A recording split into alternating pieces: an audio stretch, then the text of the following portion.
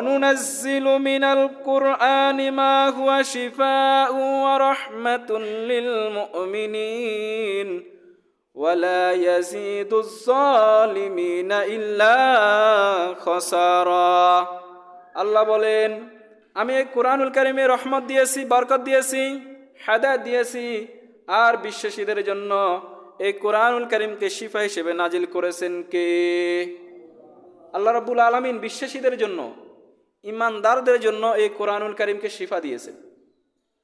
এই জন্য আমরা আজকে থেকে বিভিন্ন বৈদ্যরাজের কাছে না গিয়ে, খোনারের কাছে না গিয়ে, তাবিজ তুমান না ঝুলিয়ে আমরা কোরআন থেকে আমরা শিফা নিব ইনশাল্লাহ। বলুন, আমরা জাদুকরের কাছে না গিয়ে, গণকের কাছে না গিয়ে আমরা আজ থেকে কি করব? কোরআন থেকে কি নেব?